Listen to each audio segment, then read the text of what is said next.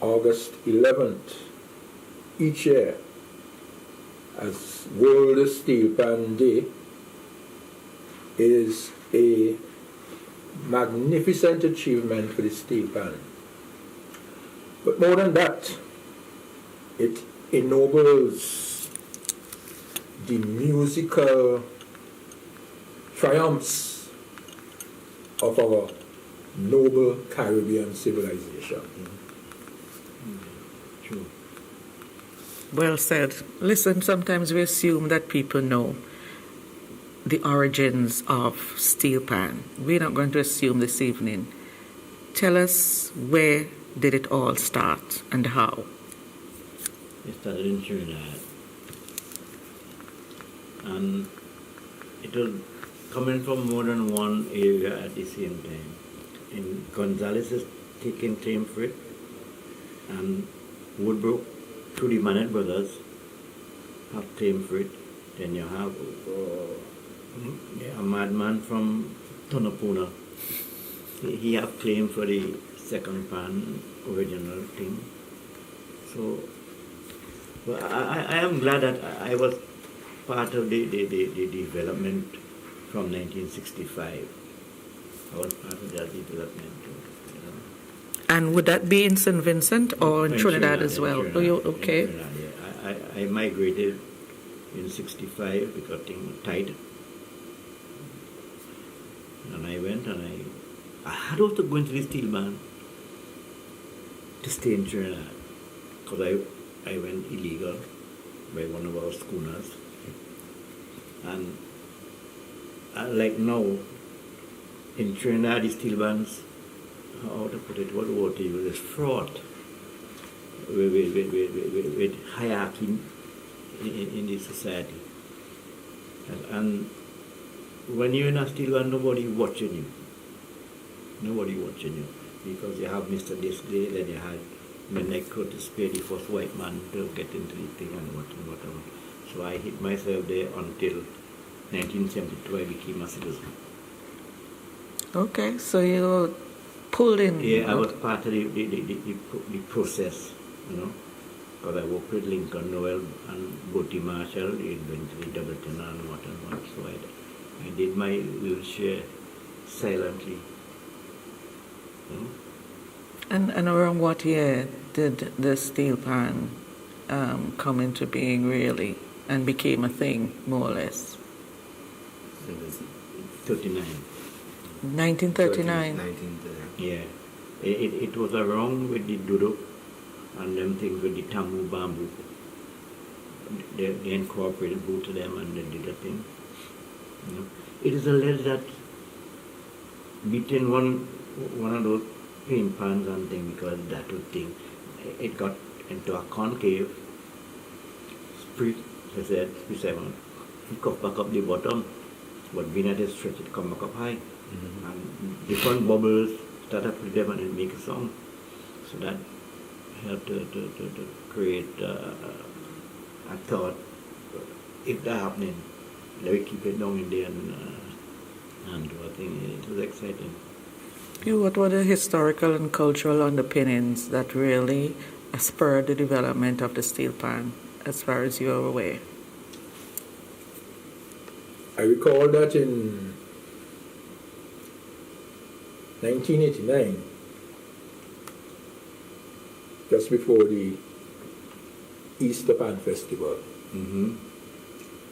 Moldy Koto, I believe you know that lady. She was a friend of mine, one of my mentors. Yes, well, the Carnival Development Committee at the time had brought her to SVG to speak at a symposium on the development of steel band as it related to Carnival. And one of the points I remember Miss Dikoto making was that pan is a communal instrument. It developed in the communities. And as Pastorus has rightly said, the forerunner of the modern steel band, there was the Tambu Bambu, a version of which actually came to St. Vincent. Tambu Bambu. Tambu Bambu. Okay. And this was followed by a development where paint, where the empty drums of the paint, containing paint, more or less, the pan tuners, they were able to get 4 notes out of these drums. The first mention of these drums in St. Vincent and the Grenadines occurred at Christmas time in 1946. And curiously enough, at nine morning festivities, and Pest, you would know that for years afterwards, the steel band ruled the road at 9 mornings.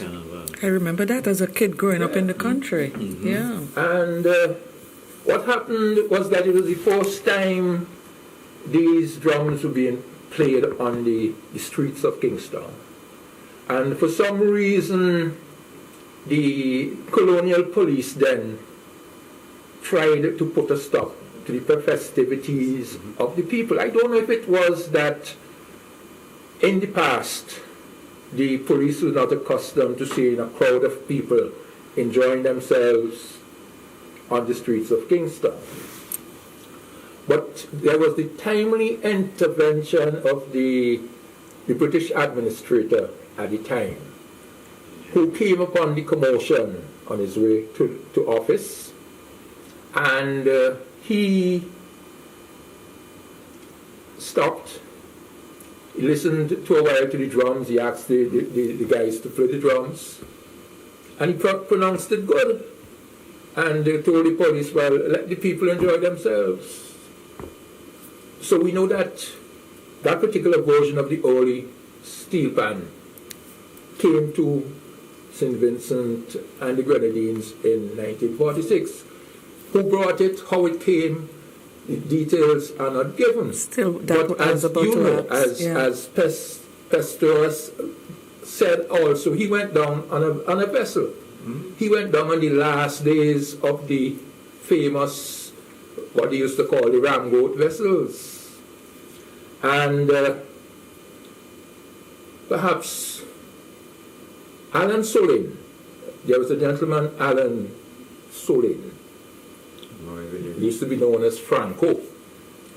Franco told us that there was a lot of interaction, not only with Vincentians traveling to Trinidad on these ramboat vessels, but also Trinidadians coming up to St. Vincent as well. So there was always this interaction among the people. No surprise then that in 1946 we had that early version of the fledgling steel band coming into its own, which was to happen following after World War II.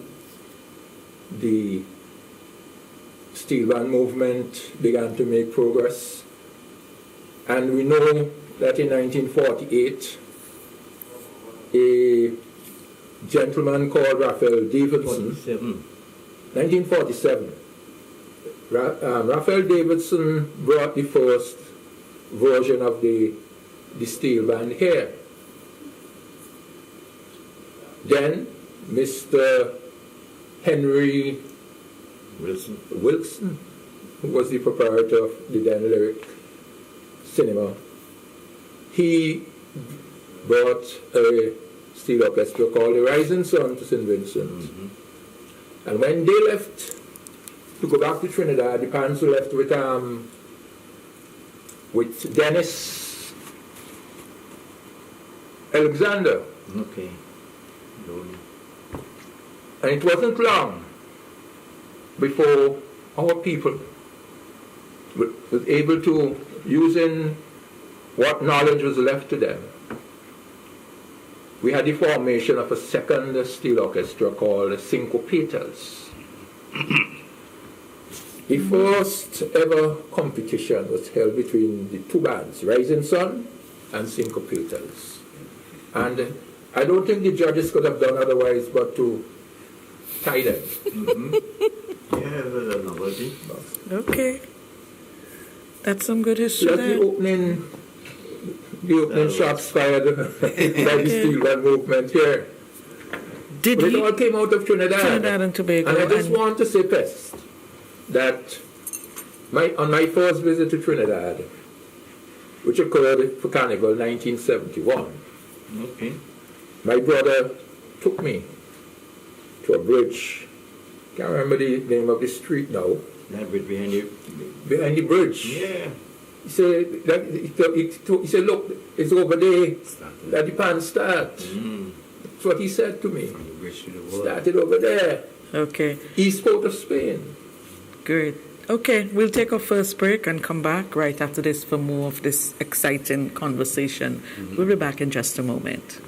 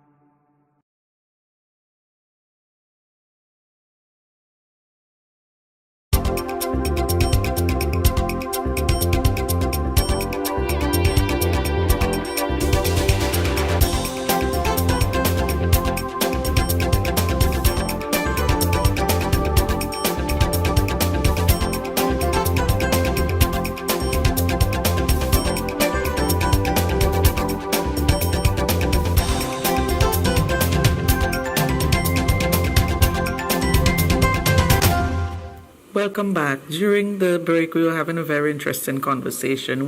The transition from tambour, bamboo to pan on the neck. Explain what all that is, what all of that means for us.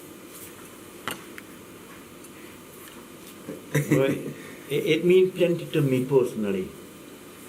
Because look at how me here today trying to feel better than I'm supposed to feel by being here. You know? And it's part of my life in that from 65 when I got into this thing, I didn't look back.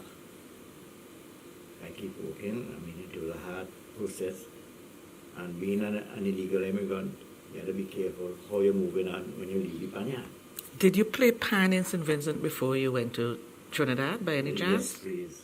Paddy Curry had a band in 1968 called Pan Invaders. You know, I played with them. You know.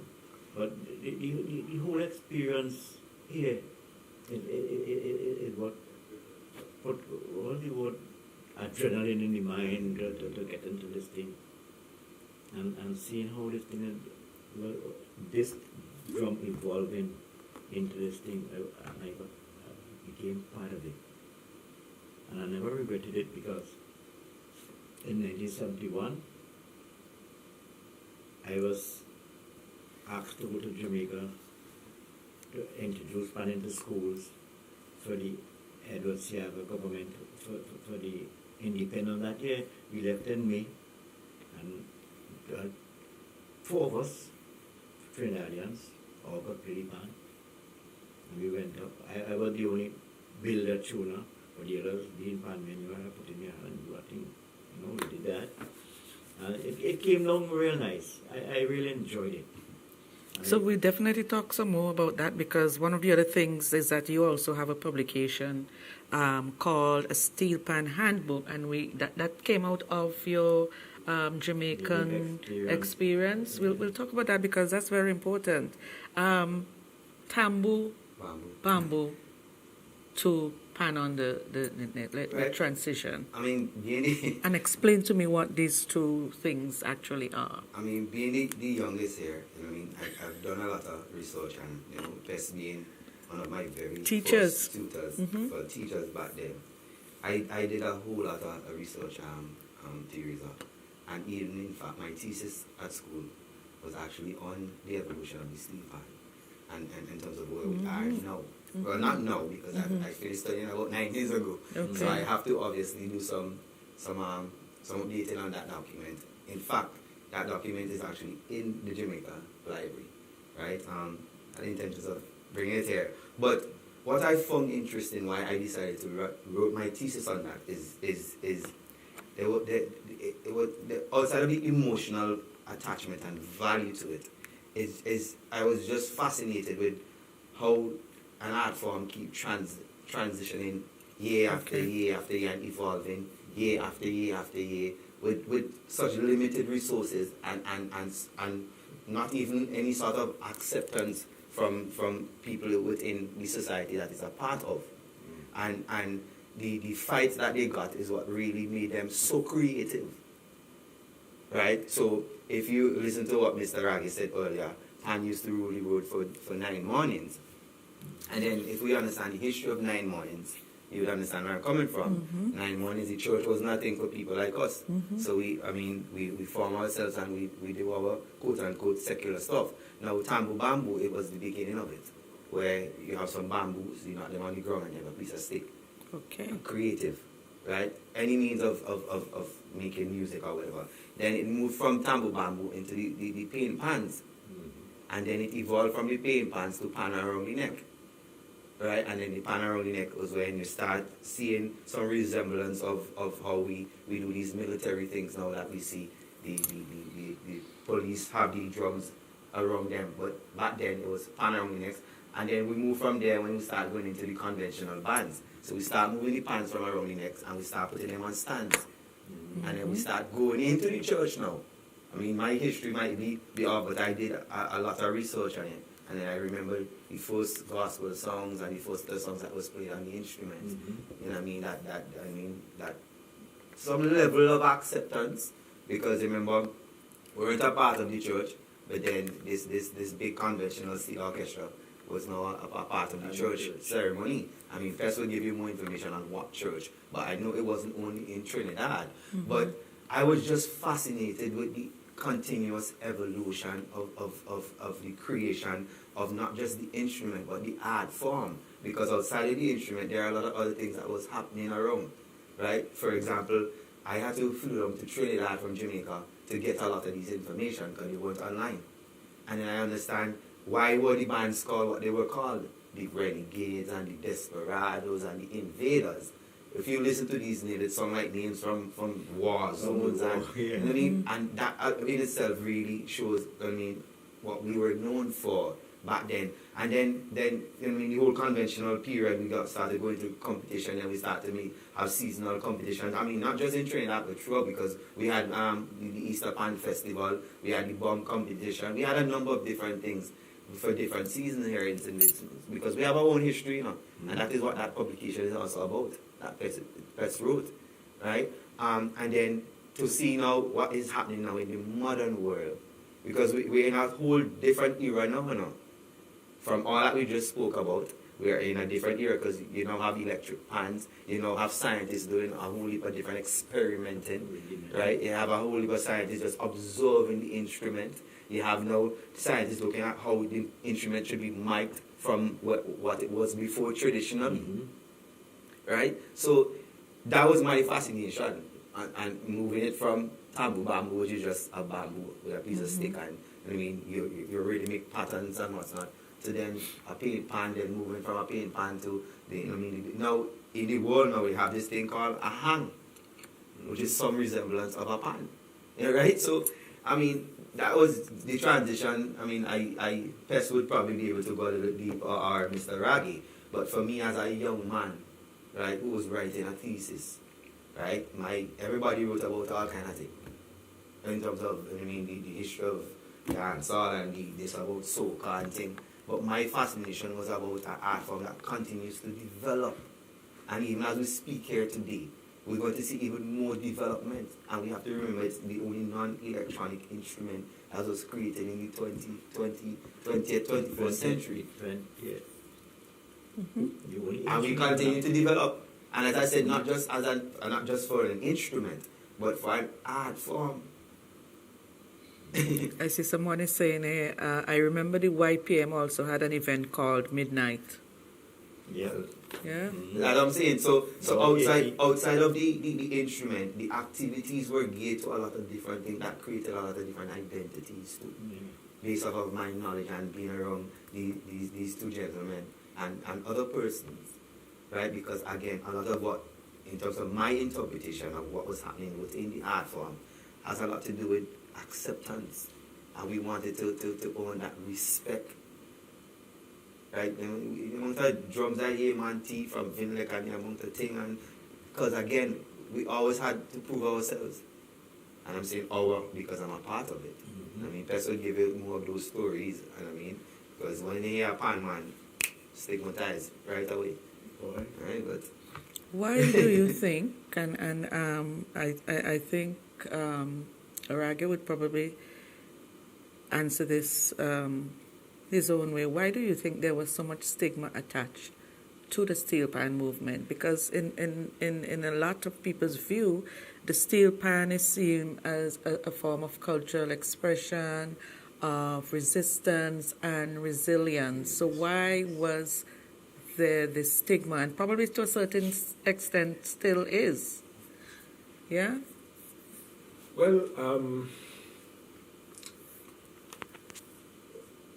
colonialism, and in particular the colonial authorities in what is now the Commonwealth Caribbean, English-speaking Caribbean,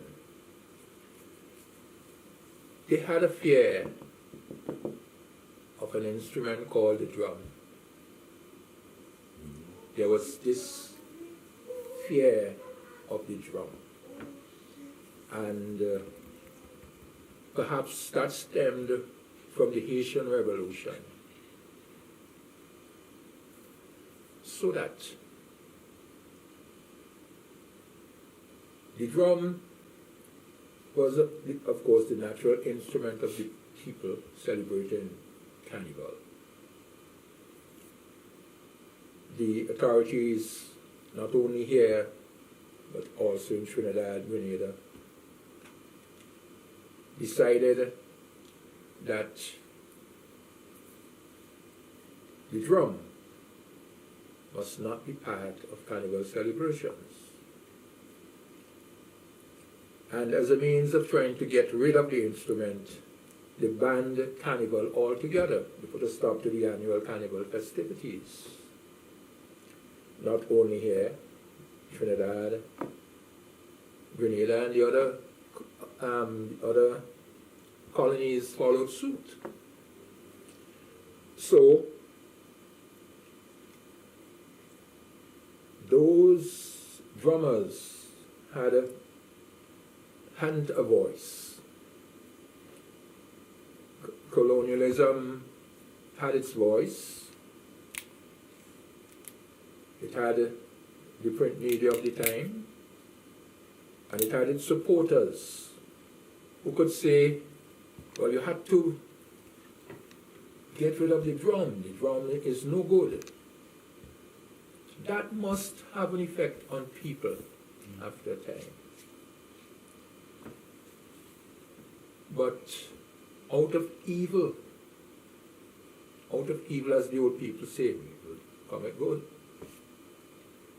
It only set our people to look for an alternative. And for a time, we found it in the Tambo Bambo. But we are brilliant people, you know. We Caribbean people, we have ideas. And if we had the resources, we would reach Mars before a lot of other people. But we came up with the Tambo Bambo, using the bamboo sticks, following which we found that the paint drums could make a particular sound. And we started to experiment with that. Then we went beyond the 4 notes, and we came up with a steel pan, the original steel pan. Pest could give you chapter and verse on the instrument. All right. So there is that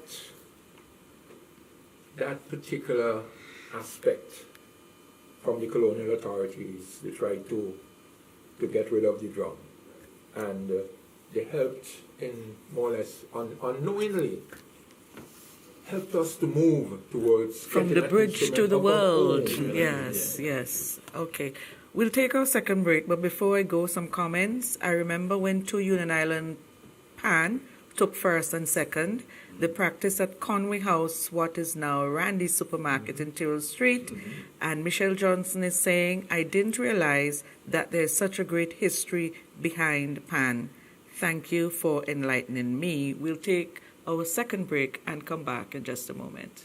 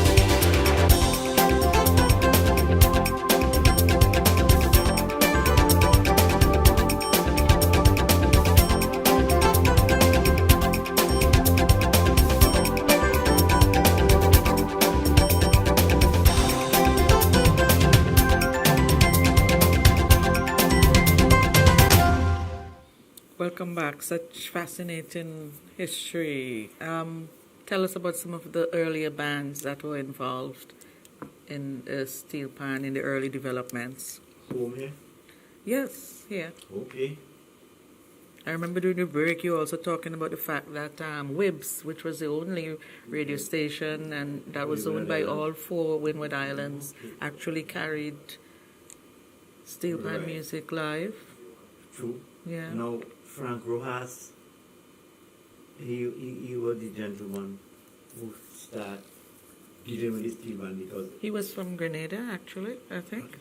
Yeah, he was yes, from Grenada. was Grenadian. And he Yeah. had business here. And he saw that it happened in Grenada, it happened in Trinidad. Let's get it together. That he had Vin Cato and these other guys doing the stuff with the pan. Mm-hmm. So every Sunday, Frank would have these bands come. We provide refreshments and meals to them and transportation. And from the river on the back street there, going back down to where around the supermarket, they used to line up there and play. Holy Sunday, Tabatika or something. We used to see that outside that time. I'm a youth, you know. I used to enjoy that. And that gave me a kind of impetus to get to this thing. Since they say it's a black people thing and it ain't good, I had to get into it because my skin is black. And I started going into it. I really got into it when Paddy Curry, Kentish Cunningham, Dill Kirby, and these guys in 1958 decided to bring us steel band and started gathering instruments. And what gave them the move is that Gregory Wilson, nephew to Kerry Wilson, he was in Trinidad and he came home that year and he said he was a tuner. He proved it, and they got together with Paddy and they made some instruments and they called the band Pan Invaders. So Paddy did really love Invaders because some years before Invaders did a tune in a monastery garden for a bomb competition. After I still love that. Every now and again I listen. And Pan Invaders came to life. But then my brain at the time was just a thing. Me remembering everything. You say play this one, play that one. First, second, and third, what the changes of the chords. They didn't have names.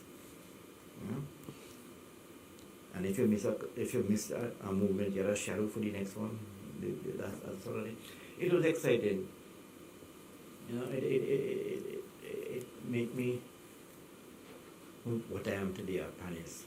And St. Vincent first had pan in school before Trinidad and Tobago. Trinidad and Tobago is now trying to put pan in the schools. Mm-hmm. All the thing with the school bands was the community bands accommodating schools in Trinidad. Right? Jamaica did it with me in 71. And when I decided, well, this thing had to be right. No, the pan is not a wrong thing, you know. I witnessed plenty steel band clashes in Trinidad. Get out of water to them.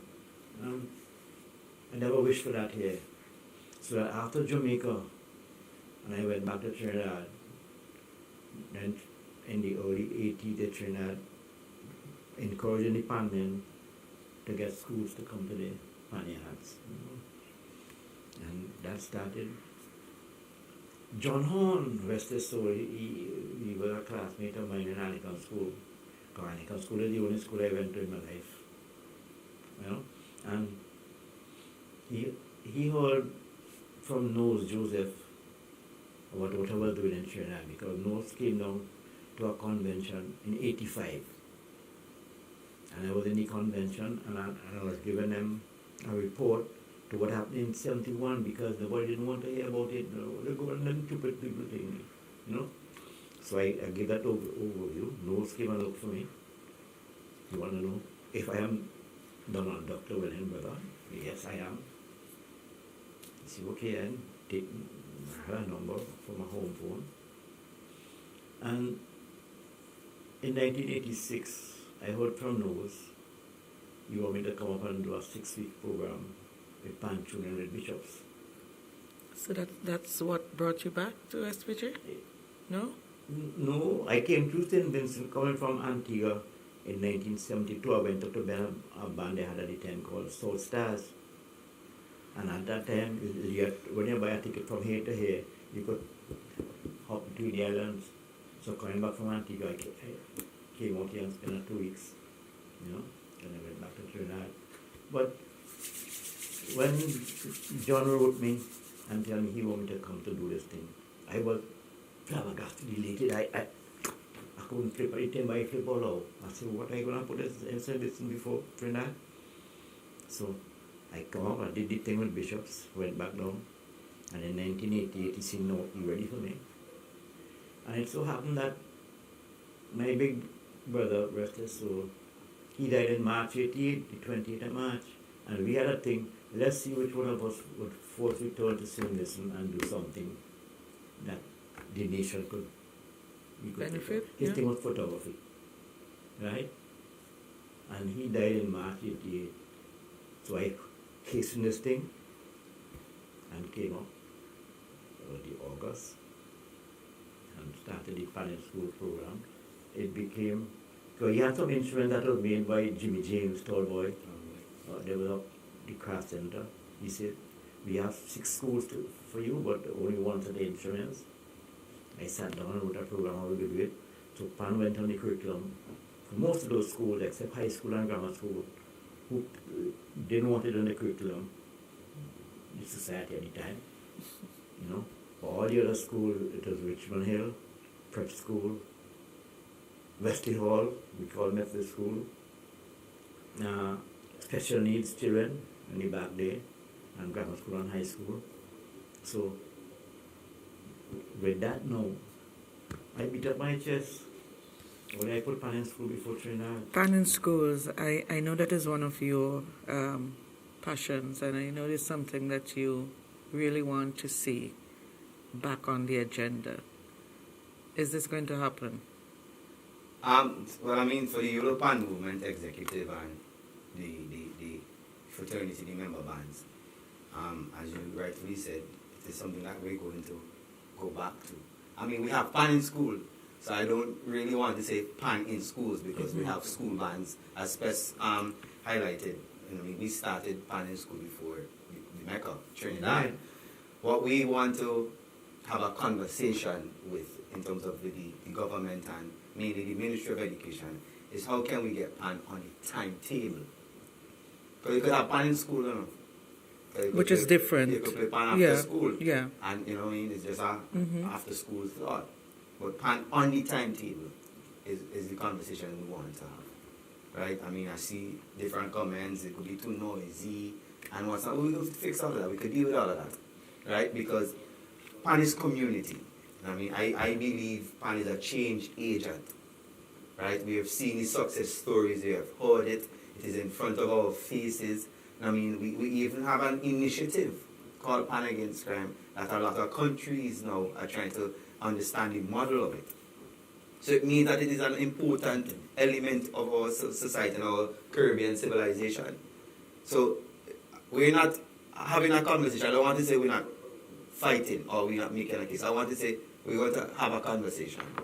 And I'm hoping that the conversation will bear some fruits.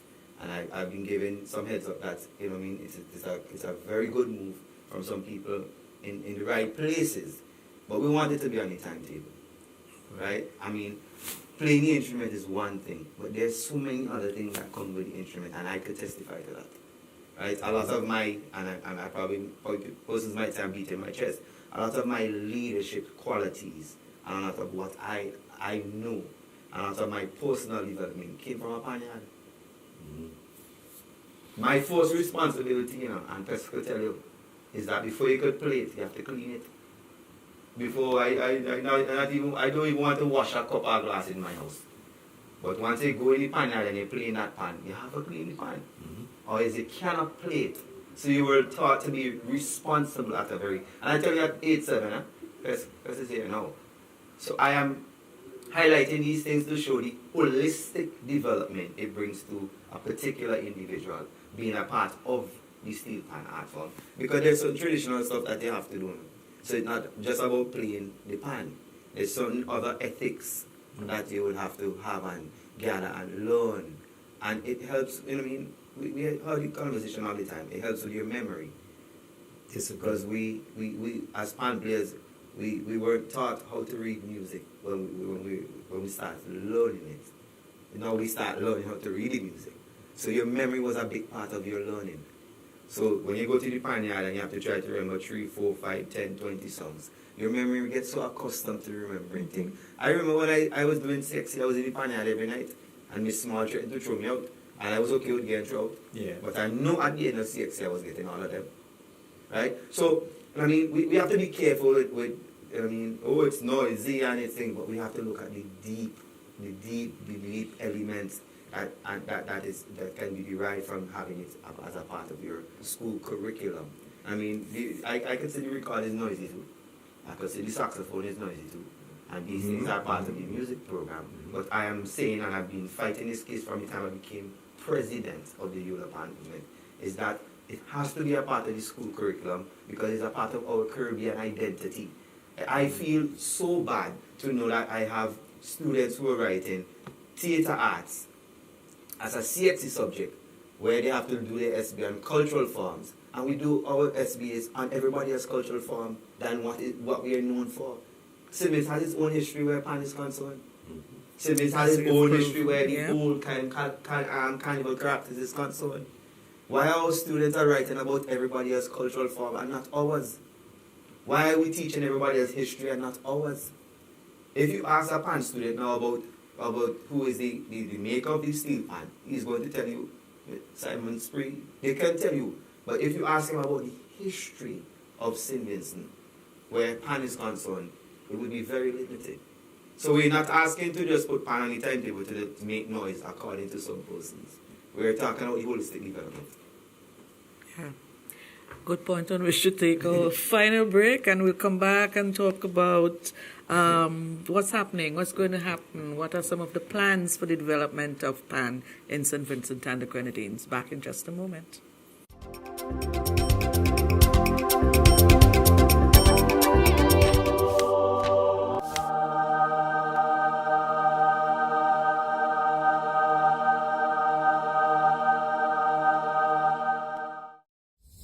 You can increase your chances of winning the Super 6 jackpot with a combo play. Remember, Super 6 numbers are from 1 to 28. Choose any 5 Super 6 numbers. That's a combo 5 for $69. Match any 5 of the 6 numbers and you will win the jackpot. Choose 7 Super 6 numbers for $21. Match any 6 of the 7 numbers and win the jackpot. There's more. Combo 8, where you purchase 8 Super 6 numbers for $84.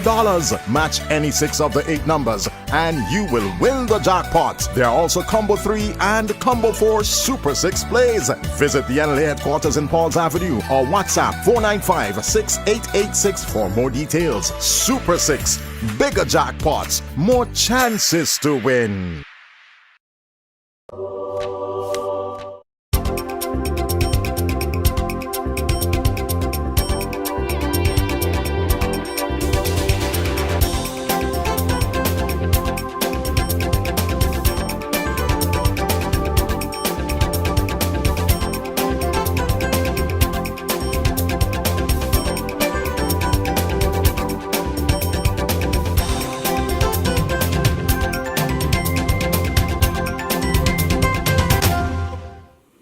Welcome back. So someone is saying the steel pan movement has come a long way.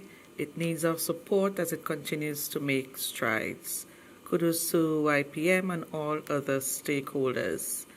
And I'm seeing someone else saying that probably need to get classes for the over 50s and so on.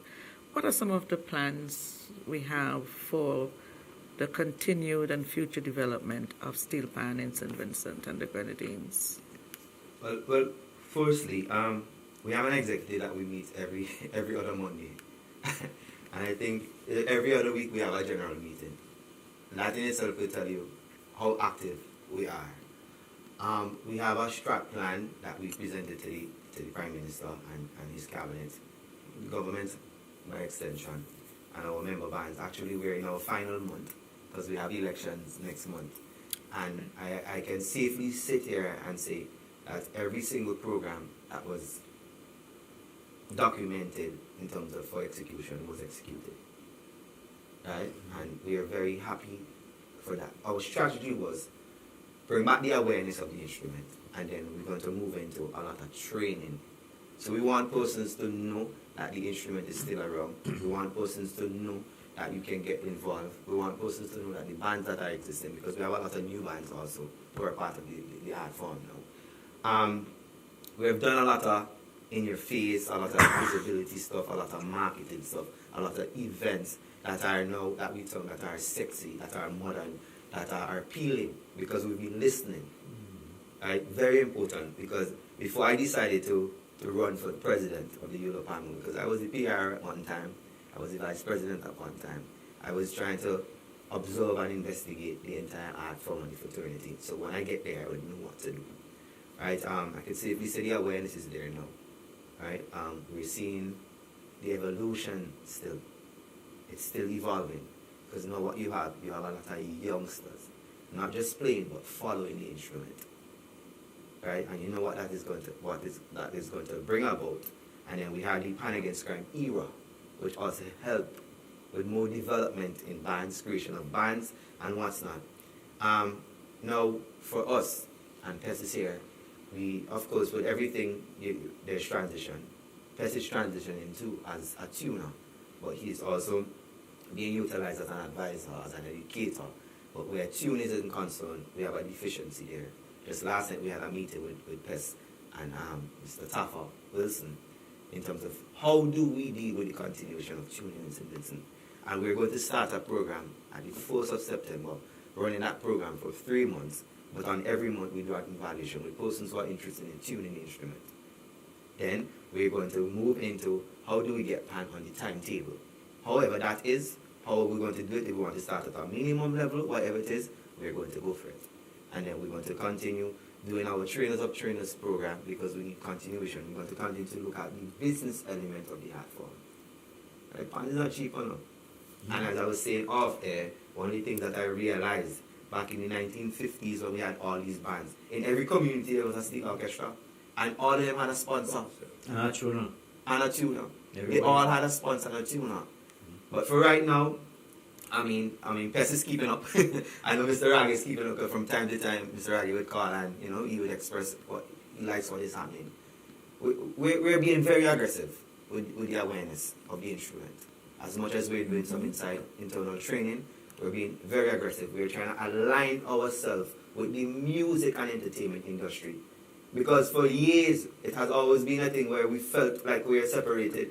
We are not a part of the industry, which is the music industry and the entertainment industry. But we are, because we are musicians. Well, we are very good musicians too. You had a very successful observation of World Steel Pan Day last Friday. How do you attribute that success? I mean, the way we just had Carnival, and the turnout at your function was... Teresa, it was... for me, I was caught off guard. All I know that we've been developing a very good following, and not just the Yolo Pan movement, but the individual bands. I have a good fan base now, They have a very good following. So I expected some level of a good turnout, but not to that magnitude. Not just the quantity, but when I look at who is there, and a lot of young people, not playing, but they're there enjoying it, they're liming, they're there with their friends, and some of them were just there because of curiosity and left there feeling good. I got some licks, no problem, about why we think we need to block off the street. That's all right. A lot of persons didn't understand why that street. Why that street? And I asked somebody, you know what this street was called? Somebody who was older than me, Teresa, and they couldn't answer. I asked them, you know what? So many things that used to happen in this particular area, and they couldn't answer. Unity Square. Unity Square. Right? So we didn't just decide that we want to block a street. Willy-nilly, yeah. No, there was some thought into it. Yeah. And then in the streets, it is hip, it is cool. It is hip, it is cool, it can borderline the young and the old. So Pest could feel good in the streets. right? The young people, it is something that it sounds good on their lips. And pan, we're a community. I mean, we want to be heard, we want to be seen. I mean, and we want it to be natural, because we could have gone into a concert hall, we could have gone into one of these nice venues, but we want persons to know that it doesn't, regardless of where, we can go and we can create an impact, and we can be good citizens while doing it. Now you have judged steel pan competitions throughout the region, most recently Antigua. What is different about pan there, or regionally for that matter, and pan here? For Antigua, but just coming off Antigua, they have a lot of support, monetary support. I'm not even going to try to generalize it. A lot of monetary support. The bands are well sponsored. The government's pumped a lot of money into their panorama competition. They have a very good school program, right? So you see the bands, the kids moving, the transition moving from school into the senior bands. I mean, Antigua bands are 120 players, 110 players, right? Even this year they had to put a cap on it, and that was a big thing, right? But the program, the policies is what is making it a good thing for them. Of course, they have their challenges, but the support. I mean, when I saw one particular sponsor giving one steel orchestra $90,000, 90 easy dollars, you know what I mean? But I am a private. Yeah. But I am hopeful, Teresa and the other men in the studio, that we're going to get there. I often say to the fraternity that let we put the house in order, right? Because right now, what is happening with the European movement? Majority of our events, when we approach business houses, we're not hearing no. We're getting the support. We're getting it. So gradually, we're going to put our house in order. We're going to make it a product. That is what is important now. So we have to move away, because we have our challenges too. And when I say we, I mean the art form. We have to move away from just hobby and passion, and then start looking at the business element of it. And how can we, help a business promote their thing? Because I remember attracting a sponsor and saying, listen, I have 84 players. That is 84 customers for your business. And that was the end of the conversation. Agreement was signed. So we have to look at different ways and how we can align ourselves with different businesses and what's not. But there's a big appeal that we have to continue to support the art form. We have to continue to encourage the players and everybody who's involved. Mm-hmm. But most importantly, we have to get out there. We have to do the work, and not just do the work in terms of having fun and enjoying, but we have to document, we have to archive, we have to preserve, and we have to continue to support the different elements. So not just the playing, because Mr. Raggy is a part of my element in terms of the Mass Bands Association. This is also an element in terms of the tuners, because the pan them have a song good, right? So it's a holistic thing. All right. Somebody saying, despite Friday's success, I didn't hear any pan music played on any station that Friday. Well, I can tell you, we from a European movement standpoint, we sent out a notice. I mean, to encourage persons. Yeah. Two things we did. The notice to play. I mean, we even sent recommendation of where and what you can get, and to encourage persons to wear a steel pan t-shirt. If you have one, wear it. I noticed that I didn't get mine, but I'm waiting still. You know what? The time, as usual, has flown, quickly. But before we go, PES, a steel pan handbook, a student's companion. You did this in what year? The publication, 89 and something, 99 or 90. It's done by the Galaxy print. But the information I've been accumulated since in Trinidad, Okay, so are there any plans to update this particular publication? Yes, plans. I had plans a long time, but I couldn't get, as me, the support to get someone to do the printing. But okay, I noticed that UNESCO was involved in the earlier. UNESCO did that one. Yeah. But it should be opened, and there's other material that I have I could intersperse and take, and it should be. All the countries of the Caribbean, including the Dutch and French Martinique, and they got 2 copies each in the cultural department from Okay. the government. Is it something why PM would be interested Yeah, in? we started the conversation with PES. We want to, update it, but make it a little bit more attractive in terms of the cover, more information, and publish it. But I was saying to PES earlier, and we started the conversation that we have to look at the legal part of it. Because this book, once this book goes online, people are going to go crazy for it. Because people are buying into the Caribbean culture. Right? So there's a conversation about how do we copyright it, how do we publish it again, do the updates, and then we put it out there, we do an entire launch for it. The executive actually discussed it. I mentioned it to PES. It's something that we want to do for PES and for the fraternity. Right? But for PES in most importantly, right, in terms of, I said to him earlier, jokingly, that this is a very serious retirement plan. Because information, because even for me as a creative means thinking, how do we move this information to what is happening now in the digitized world? How do we move a lot of this Very on important. YouTube and Yes. make it an e-commerce product? How do we get tutorials? How do we use animation? You understand where I'm coming from? So, the YPM is committed to seeing that, but we have to first understand the legal part of it because it belongs to Francis Best Lowell, and we just want to help with reprinting, republishing, Updating, redesigning, updating, and that is also a part of our plan going forward. Urage, from the bridge to the world, where do we go from here? What would you like to see happen, short term, long term? Locally, as in St. Vincent and the Grenadines, I want to see and back in the classroom in a formal setting. It is vitally important that this be done.